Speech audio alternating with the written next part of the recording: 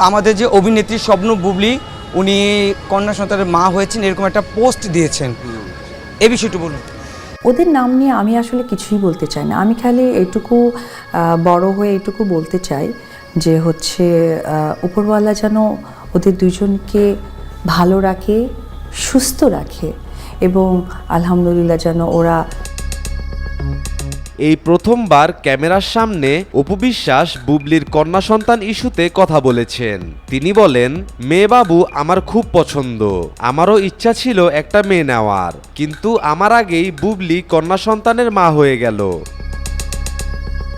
আর আমার কাছে মনে হয় যে মেয়েরা না মা হওয়ার পর অনেক সুন্দর হয়ে যায়। এটা আমার কেমন জানি মনে হয় যে মায়ের একটা যে সৌন্দর্য থাকে, যেটা সন্তানের সাথে অ্যাটাচমেন্ট থাকে, একদম মাইন্ড ফ্রেশ। সো এটা সৌন্দর্য আসলেই সুন্দর। আমি এটুকুই বলবো যে একজন পরিপূর্ণ অভিনয় শিল্পী এটাই হওয়া উচিত। সো এটা তার জন্য স্পেশালি আমি তার বেস্ট উইশেস জানাবো। অপু বিশ্বাসকে জিজ্ঞেস করা হয়, আপনি কি এখনো বুবলির মেয়েটাকে দেখতে যাননি?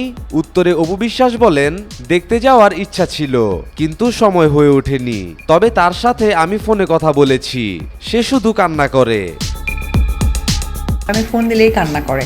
এখনও যদি আপনারা চান, তার SMS আমার হোয়াটসঅ্যাপ মানে সারাক্ষণ বিজিই থাকে তার ফোনের কারণে। তো আমি ফোন করার পর যে তার 5 মিনিটের কান্না, তো এর মধ্যে আমার ডিরেক্টরও ফোন করছিল।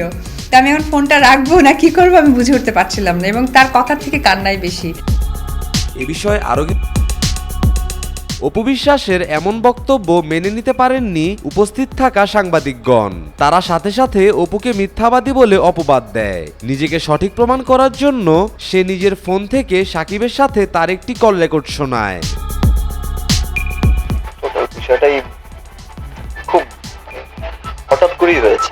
বললাম লাক, তো আমার সমস্ত কিছুতে আমাকে সাপোর্ট করেছে, সাপোর্ট করে আসছে, ভালোবেসে যাচ্ছে, অন্ধের মতো ভালোবেসে যাচ্ছে। তো এই ভালোবাসার কাছে আমি সারা জীবন কৃতজ্ঞ।